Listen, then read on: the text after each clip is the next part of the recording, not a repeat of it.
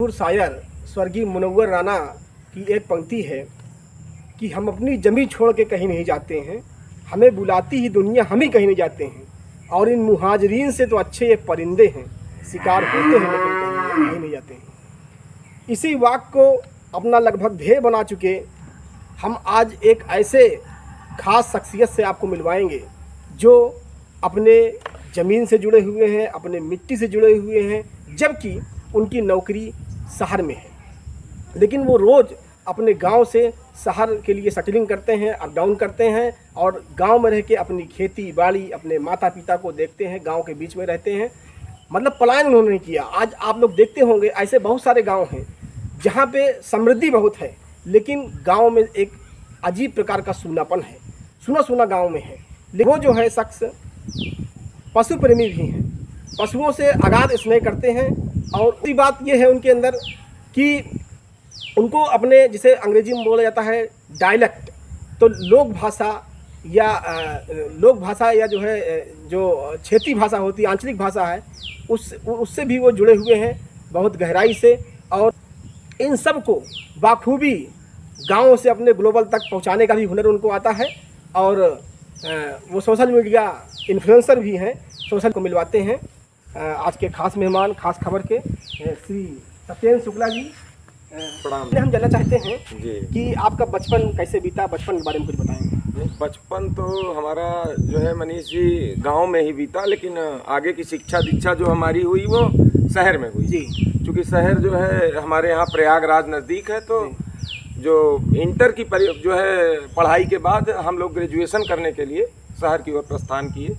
पहले ऐसा ही था हम लोगों के यहाँ कि हम लोग जो है एक रूम रेंट पर लेकर के तैयारी करने के लिए जो है घर से गांव अपना छोड़ करके बाहर गए, लेकिन निरंतर जो है गांव से लगाव बना रहा। हम गांव से सदैव अटैच रहे और हमारा ये मानना है मनीष जी कि किसी भी व्यक्ति को अपनी ज़मीन, अपना गांव, अपनी जड़ कभी भी छोड़नी नहीं चाहिए। जननी जन्मभूमि स्वर्गदुर्गरी। जी जी जी। और आप सब देखते हैं कि हम जो है जितना भी कुछ सोशल मीडिया पे लोगों को देते हैं वो अपनी मातृभाषा में देते हैं। अवधी हमारी मातृभाषा है। अवधी में हमारी जितनी भी वीडियो, चाहे फेसबुक हो चाहे इंस्टाग्राम हो, सब भैया अवधी में है। हम अवधी में ही इन्फ्लुएंस करते हैं। आज के दौर में आप सभी देखत हुई हैं भैया कि लोग जो है अपनी मातृभाषा, क्षेत्रीय भाषा का बोले में शर्म करत हैं। यहाँ तक कि माता पिता अपने लड़कन बच्चन का मना करत ही कि पिछड़ेपन का भाषा या एका न बोला। एह वजह से हम अपनी मातृभाषा का अपन मूल भाषा बनाए कि आप देखा कि इतना बड़ा महाकाव्य रामचरितमानस जेकर रचना गोस्वामी तुलसीदास जी अवधी भाषा में हैं, और रामचरितमानस के पाठ हमरे संपूर्ण भारतवर्ष में कीन जाता। हम आप यदि इतनी महान भाषा का पिछड़ी भाषा मान ले तो एक प्रमोट के करी मनीष जी, कहीं ना कहीं ये पिछड़ी ही रह जाएगी। इतना बड़ा कवि रहे भारतेंदु हरिश्चंद्र जी, उनके द्वारा एक लाइन कही गई कि निज भाषा उन्नति है, सब उन्नति को मूल, और बिन निज भाषा ज्ञान के मिटे नहीं का सूल। कहीं भी रहिए अपनी मातृभाषा के बारे में लोगों को बताते रहिए। अब अपन मातृभाषा बोले में मनीष जी कभी भी शर्माए न चाहिए। आप पशुओं से जो अगाध स्नेह है, इसके पीछे में क्या कहानी है, कैसे शुरुआत हुआ? मनीष जी बचपन में ही जो माता पिता से शुरू में हमको जो है जो नया संस्कार मिला, उसमें जो है एक कुत्ता हमारे पास बहुत पहले से है, लगभग 30-32 साल से हम कुत्ता रखा चला हुआ ही हमारे साथ ही हमारा जार्डन रहा थी। जार्डन को दिखा दो आप सब, थोड़ा सा नज़दीक से दिखा दो। और जहाँ भी हम रहा मनीष जी, ये जार्डन जरूर रही हैं।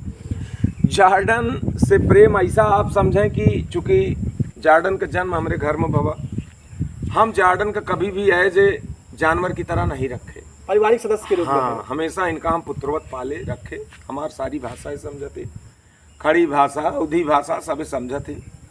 और बड़ा स्नेह है इनसे हमका एह बरे बा कि हम यदि घर में नहीं रही तो जैसे एक कोनो आपके पारिवारिक सदस्य रहा था तो घर परिवार का देख रेख करत अच्छा के रूप में, हाँ, वही तरह देख रेख हमारा जार्डन करत है।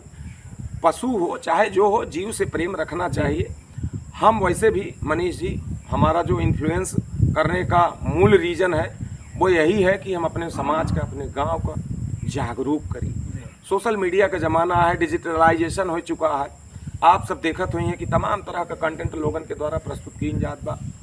ऐसे कंटेंट हैं जैसे हमरे आपके परिवार का, हमरे आपके समाज का तमाम तरह का ऊट पटांग संदेश। मतलब आपका कहना ये है कि आप एक अच्छे उदाहरण है जी कि आज के दौर में केवल विष वमन करके हाँ। या केवल जो है नफरत फैला करके जी। या अश्लील कंटेंट करके ही नहीं पकड़ हो सकता। बिल्कुल नहीं, बल्कि बिल्कुल सादगी के साथ हाँ। आप अच्छा कंटेंट डाल करके हाँ। लोगों को जागरूक कर सकते हैं, हाँ। अपने देश को भी सम्मिलित कर सकते हैं हाँ। और स्वयं भी अपने को हाँ। आप पॉपुलर कर सकते हैं। बिल्कुल बिल्कुल भाई, अपने समाज को भी हम जागरूक कर सकते हैं। आखिर आज के दौर में आप देख रहे होंगे कि 90% जो सोशल मीडिया इन्फ्लुएंसर हैं कहीं ना कहीं जीविकोपार्जन के लेकर के इस प्लेटफॉर्म को अपनाए हुए हैं। जी।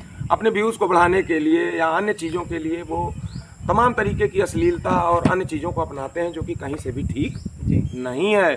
सदैव यह प्रयास होना चाहिए कि हम आप अपने समाज को ऐसी चीज़ें दें जिससे हमारा आपका समाज, हमारा आपका परिवार, हमारे आपके बीच की कॉलोनी कुछ न कुछ सीखे और जागरूक। एक और आपसे हम प्रश्न करना चाहते हैं, जी। पशुओं को प्रति जो है संवेदनशीलता कैसे बढ़े लोगों की? क्योंकि हम देखते हैं जैसे गाय हमारी है, जी। अगर दूध देना बंद कर दी तो लोग छोड़ लोग देते उससे एकदम हाँ। मतलब प्रेम नहीं करते हैं, तुरंत फेंक देते हैं। यहाँ तक कि कई बार कहने में शर्म आती है जी। कि कसाई घर भी भेज देते हैं। जी। तो देखिए- कोई भी पशु हो, देखिए जो बेचारा जो है बेजुबान है, जी। उसके प्रति संवेदनशीलता कैसे बढ़े? देखिए कहीं ना कहीं हम लोग जो एक संवेदनशील हैं पशुओं के प्रति, वो तो हमका मान लें मनीष जी संस्कार में मिला है, अपने माता पिता से मिला है। हमारे माता पिता वैसे रहें। आप देखत हुई हैं घर के सामने हमारे कितनी बड़ी मंदिर बनी है। सनातन धर्मी है, बाई कास्ट ब्राह्मण है, सनातन धर्म को मानने वाला है। हमार सनातन धर्म कहीं ना कहीं जीव प्रेम सिखावत है। एक हम आप सबके जानी थी, हमरे धर्म, हमरे सनातन धर्म में जीव प्रेम बतावा जाता है, ना कि जीव हत्या बताई जाता है।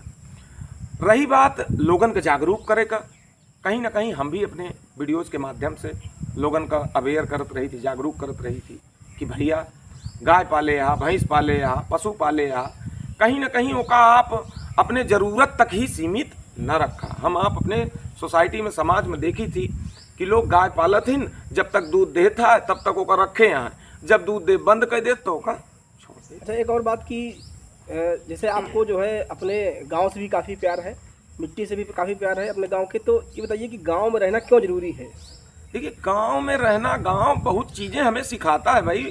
आज के दौर में लोग पैसा कमाते हैं तो पहला काम उनका रहता है कि वो एकाकी जीवन अपना लेते हैं, यहाँ से शिफ्ट हो जाते हैं शहर के लिए।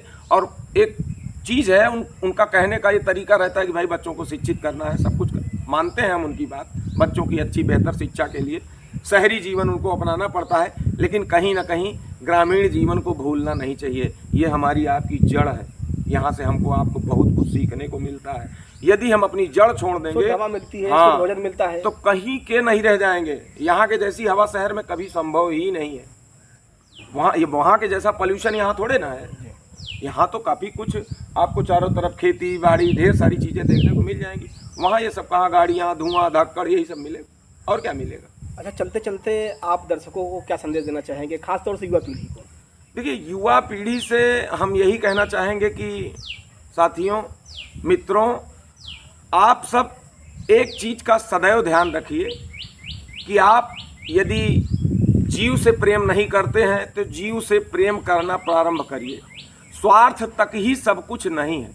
आजकल हम आप एक चीज़ और देख रहे हैं कि आज का जो युवा है कहीं ना कहीं वो बहुत ज़्यादा राह से भटक गया। यहाँ तक की स्थिति हमको आपको ये देखने को मिलती है कि लोग अपने माँ बाप से भी उतना ज़्यादा स्नेह नहीं रख रहे हैं। ऐसा करना कहीं से भी उचित नहीं है भैया। हम आप ये देखते हैं कि बच्चे अपने माँ बाप से नाराज़ हो जाते हैं, और नाराज़ इस तरह से हो जाते हैं कि इतना ऊट पटांग कदम उठा लेते हैं कि जिसको माँ बाप कभी सोचे नहीं रहते हैं। उन बच्चों को हमारा ये संदेश है कि भैया माँ बाप एक ऐसी अनमोल धरोहर आपके जीवन में है कि जो आपको पाने के लिए पता नहीं क्या क्या करती है, और आप सब जब इस तरीके का कदम उठाते हैं तो उनका कलेजा हाथ पे आ जाता है। तो भैया इस तरह का कदम मत उठाइए। माँ बाप जो कुछ भी करते हैं, यदि आपको डांटते हैं तो आपकी अच्छाई के लिए डांटते हैं, आपकी भलाई के लिए डांटते हैं, तो आप ऐसा कार्य ना करिए। निरंतर अपने भविष्य को लेकर के सजग रहिए। कभी भी इधर उधर के बहकावे में मत आइए, गलत कार्य मत करिए। हमेशा यह आपका प्रयास होना चाहिए कि आप अपने भविष्य को लेकर के सजग रहिए और निरंतर भोग विलासी जीवन से अभी अपने आप को दूर रखिए। हम आप ये देखते हैं कि लोग माँ बाप के द्वारा यदि सुविधा पाते हैं तो उसका दुरुपयोग करना शुरू कर देते हैं। तो ये नहीं करना है। ये इसलिए नहीं करना है कि यदि हम आप इस चक्कर में पड़ जाएंगे तो कहीं ना कहीं हमारा आपका भविष्य अंधकार में हो जाएगा।